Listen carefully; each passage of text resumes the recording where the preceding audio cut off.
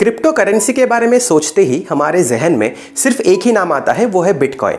लेकिन क्या आपको पता है पूरी दुनिया में 4000 से भी ज़्यादा क्रिप्टो करेंसीज है और क्रिप्टो करेंसी को लेकर हर एक इंसान की राय भी अलग है। तो क्या इस समय पर क्रिप्टो करेंसी में निवेश करना सही है? अगर हाँ, तो कौन सी क्रिप्टो करेंसी इस समय पर बेस्ट है और कौन सी क्रिप्टो करेंसी ऐप या फिर एक्सचेंज में निवेश करना सबसे बेस्ट रहेगा, आज पूरी विस्तार से मैं आप सभी को इस वीडियो में इसी के बारे में बताने वाला हूं। नमस्कार दोस्तों, मैं अभिनव स्वागत करता हूं आप सभी को हमारे चैनल चलो सीखो में। आइए जानते हैं। सबसे पहले हमको जानना पड़ेगा क्रिप्टो करेंसी किसे कहा जाता है। क्रिप्टो करेंसी के नाम में ही इसका अर्थ छुपा गया है, यानी कि ये एक एनक्रिप्टेड डिजिटल करेंसी है, यानी कि कोई भी सेंट्रल बैंक या फिर सेंट्रल अथॉरिटी इसे कंट्रोल नहीं करता है। इसे हम जैसे लोग आपस में मिलकर ही कंट्रोल करते हैं। तो आप मुझे ये सवाल पूछोगे कि अगर सरकार की नज़र इस पर नहीं रहेगी, अगर सरकार इसे कंट्रोल नहीं करेगी, तो हम क्रिप्टो करेंसी के ऊपर भरोसा कैसे करेंगे? तो बिना टेक्निकलिटी में जाए अगर मैं आप सभी को सरल शब्दों में इसके बारे में बताऊं तो एक ही क्रिप्टो करेंसी का जिक्र मैं इस पूरी वीडियो में करने वाला हूं, वो है बिटकॉइन। ये बाकी अलग क्रिप्टो करेंसी के लिए एप्लीकेबल है। अब मान लो फॉर एग्जांपल आप अमेजन या फिर फ्लिपकार्ट में कोई भी सामान खरीदते हो, आपको क्या लगता है जब आप पैसे देते हो वो डायरेक्टली सेलर के पास चले जाते हैं? बीच में कोई तीसरा इंसान नहीं होता है जो कि उस ट्रांजेक्शन को वेरीफाई करता है? बिल्कुल, यहाँ पे पेमेंट गेटवेज होते हैं, जैसे फॉर एग्जांपल सीसी एवेन्यू या फिर रेजॉर पे या फिर पेपल।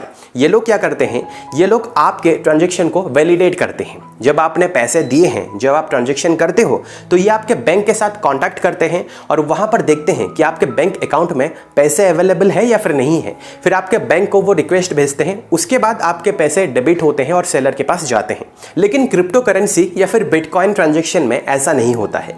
क्रिप्टो करेंसी या फिर बिटकॉइन से सामान खरीदना बिल्कुल वैसा है जैसे आप किसी दुकानदार के पास जाकर सामान खरीदते हो। आप दुकानदार के हाथों में पैसे पकड़ा देते हो और बदले में वो आपको सामान दे देता है, यानी कि यहाँ पर कोई तीसरा इंसान नहीं होता है जो कि आपके ट्रांजैक्शन को वैलिडेट करता है। तो अब आप मुझे ये सवाल पूछोगे कि क्रिप्टो करेंसी या फिर बिटकॉइन जो है ये तो एक डिजिटल करेंसी है, हम यहाँ पर घर पे बैठकर किसी दूसरे सेलर से जो कि एक अलग जगह पे बैठा है वहाँ से कोई एक सामान को कैसे खरीद सकते हैं अगर इस ट्रांजैक्शन को कोई वैलिडेट नहीं करेगा? हो सकता है डुप्लीकेसी का इशू होगा, यानी कि जब फिजिकल करेंसी होती है, जब हम किसी को 1 रुपया पकड़ा देते हैं, वो 1 रुपया को हम बदल नहीं सकते हैं, वो उसके पास चला जाता है, इसको हम डुप्लीकेट नहीं कर सकते हैं। लेकिन क्रिप्टो करेंसी तो एक डिजिटल करेंसी है, ये कोई फिजिकल करेंसी तो नहीं है, यानी कि हम यहाँ पर एक ही बिटकॉइन से बार बार सामान खरीद सकते हैं, डुप्लीकेसी का इशू भी रह सकता है। जी हाँ, बिल्कुल आप सही सोच रहे हो। इसीलिए यही बिटकॉइन ट्रांजैक्शन को यानी कि क्रिप्टो ट्रांजैक्शन को वैलिडेट करने के लिए ब्लॉकचेन टेक्नोलॉजी का इस्तेमाल किया जाता है। एक क्रिप्टो या फिर बिटकॉइन ट्रांजैक्शन को वैलिडेट करने के लिए पूरी दुनिया में कंप्यूटर्स का नेटवर्क होता है जो आपस में जुड़े हुए होते हैं, जिन्हें हम नोड्स कहते हैं। ये नोड्स वो होते हैं जो कि एक क्रिप्टो ट्रांजैक्शन को वैलिडेट करते हैं, यानी कि देखते हैं कि कोई इंसान एक ही बिटकॉइन से बार बार तो सामान नहीं खरीद रहा है, यानी कि डुप्लीकेसी के इशू को ये सॉल्व करते हैं। लेकिन याद रखिए, ये ट्रांजैक्शन को सक्सेसफुल घोषित नहीं करते हैं, ये ट्रांजैक्शन को कंफर्म नहीं करते हैं। एक ट्रांजैक्शन को पूरी तरीके से सक्सेसफुल करने के लिए यानी कि कंफर्म्ड घोषित करने के लिए स्पेशल नोड्स होते हैं जिन्हें हम माइनर्स कहते हैं, बिटकॉइन माइनर्स। और इस पूरी प्रक्रिया को बिटकॉइन माइनिंग कहा जाता है। बेसिकली होता क्या है, बिटकॉइन माइनिंग में एक डिफिकल्टी लेवल सेट किया जाता है। जब भी जो माइनर्स होते हैं, कोई भी माइनर अगर उस पर्टिकुलर डिफिकल्टी लेवल से कम वाले लेवल को अचीव कर देता है, उसका मतलब वो जो ट्रांजैक्शन है ये पूरी तरीके से सक्सेसफुल हो जाता है। और जिस भी माइनर ने सबसे पहले ये अचीव किया है, रिवार्ड में उसको दिए जाते हैं बिटकॉइंस। और ऐसे ही धीरे धीरे बिटकॉइंस, नए नए बिटकॉइंस मार्केट में सर्कुलेट होते हैं माइनिंग प्रोसेस से। माइनिंग के दौरान हर एक कंफर्म्ड और सक्सेसफुल ट्रांजैक्शन को ब्लॉक कहा जाता है और इसकी कॉपी हर एक नोड के पास चली जाती है। इसलिए कोई भी हैकर अगर किसी भी नोड के डेटाबेस को बदलने की कोशिश करेगा तो बाकी नोड्स को ये पता चल जाएगा, क्योंकि उनके पास इनकी कॉपी है। तो नए नए सक्सेसफुल क्रिप्टो ट्रांजैक्शंस नए नए ब्लॉक्स में बदल जाते हैं और पुराने वाले ब्लॉक्स के साथ जुड़ जाते हैं, जो कि एक चेन की तरह दिखता है, इसलिए इसे ब्लॉकचेन टेक्नोलॉजी कहा जाता है।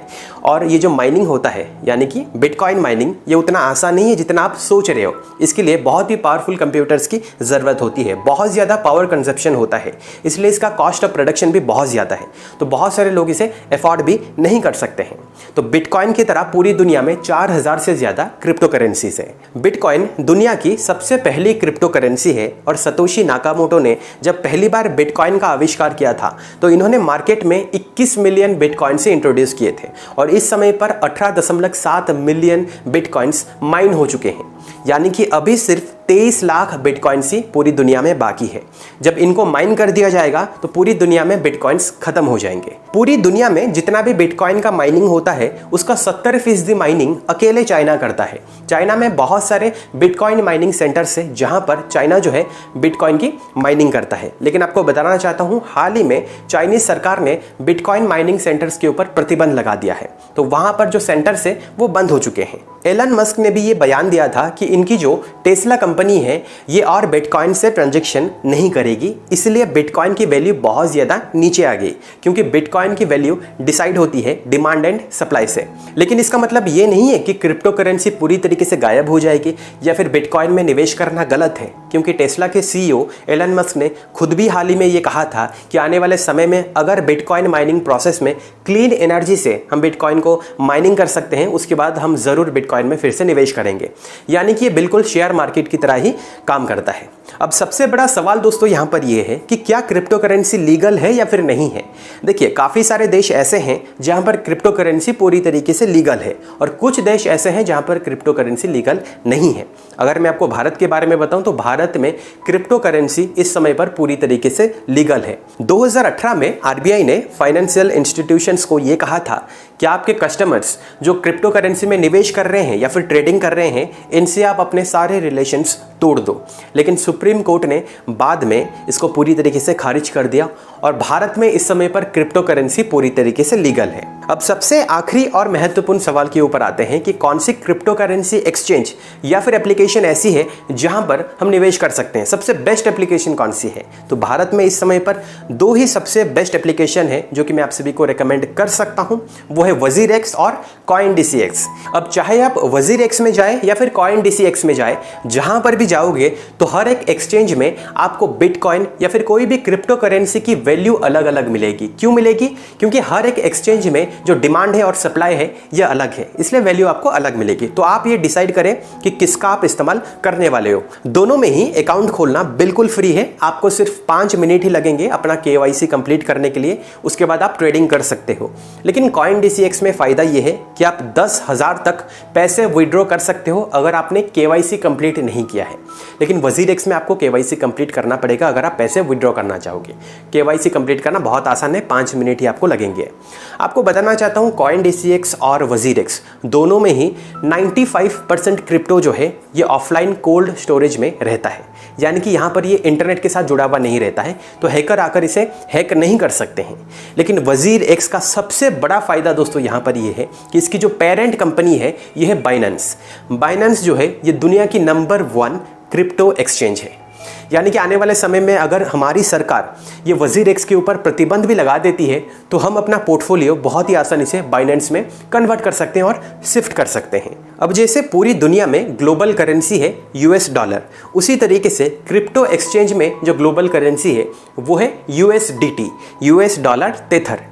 जब भी आप कोई भी एक्सचेंज में जाओगे और कोई भी क्रिप्टो करेंसी को खरीदोगे, आपको नॉर्मली क्या करना होता है, आपको पहले खरीदना होता है USDT, उसके बाद USDT के जरिए ही आपको क्रिप्टो करेंसी को खरीदना होता है। लेकिन WazirX आपको काफ़ी सारी ऐसी क्रिप्टो करेंसीज प्रोवाइड करता है जो डायरेक्टली आप इंडियन रुपी में खरीद सकते हो। तो ये एक बहुत बड़ा फ़ायदा है WazirX का। WazirX का एक बहुत बड़ा फ़ायदा ये भी है कि इनकी खुद की क्रिप्टो करेंसी है WRX कॉइन। अगर आप WRX कॉइन खरीदते हो तो उसके बाद जब आप ट्रेडिंग करोगे तो आपको फी जो है, ट्रेडिंग फी जो है काफ़ी कम देनी पड़ेगी। WazirX का एक और बहुत ही बड़ा फ़ायदा है, वो है रेफर एंड अर्न। आप रेफर एंड अर्न से बहुत ज़्यादा पैसे कमा सकते हो। अगर आप किसी भी दोस्त को रेफर करोगे और वो अगर ट्रेडिंग करते हैं तो उसके बाद उनकी जो कमीशन फ़ी है 50% कमीशन फ़ी आपको मिल जाएगी। दोनों ही क्रिप्टो ऐप का लिंक मैंने नीचे डिस्क्रिप्शन पे दिया है, आप वहाँ पर जाकर बहुत ही आसानी से इन दोनों एप्लीकेशन को इंस्टॉल कर सकते हो और आसानी से ट्रेडिंग कर सकते हो। लेकिन याद रखिए, आपको क्रिप्टो करेंसी के बारे में जानकारी होनी चाहिए। ऐसा नहीं है कि आप डायरेक्टली एक बिटकॉइन खरीद लोगे जो कि 30 लाख का भी है, ऐसा नहीं है। आप मिनिमम 100 रुपीज़ से यहाँ पर निवेश कर सकते हो, 100 रुपये से आप निवेश कर सकते हो। तो यहाँ पर बहुत ही आसानी से आप ट्रेडिंग कर सकते हो। तो याद रखिए, आप पहले जानकारी इकट्ठा कीजिए कौन सी क्रिप्टो करेंसी इस समय पर बेस्ट है, क्योंकि 4000 से ज़्यादा है और इनमें से कुछ पॉपुलर है, कुछ पॉपुलर नहीं है, तो जानकारी आपको होनी चाहिए। उसके बाद मैं रिकमेंड करूँगा आप 100 रुपया 200 रुपया से यहाँ पर ट्रेडिंग शुरू कर सकते हो। तो मैं उम्मीद करता हूँ आपको इस वीडियो से क्रिप्टो करेंसी के बारे में और क्रिप्टो करेंसी एप्लीकेशंस के बारे में कुछ ना कुछ जानकारी ज़रूर मिली है। अगर आपको ये वीडियो पसंद आई है, इस वीडियो को आप लाइक करें और अपने दोस्तों के साथ ज़्यादा से ज़्यादा शेयर ज़रूर करें। और अगर आपने हमारे चैनल को अब तक सब्सक्राइब नहीं किया है तो प्लीज़ सब्सक्राइब कर दीजिए, क्योंकि मैं ऐसे ही इंटरेस्टिंग वीडियोस आप सभी के सामने लाते रहता हूँ। अगर आपको कोई इंटरेस्टिंग टॉपिक चाहिए नीचे कमेंट सेक्शन पर ज़रूर बताएगा, मैं उसके ऊपर ज़रूर एक वीडियो बनाऊंगा।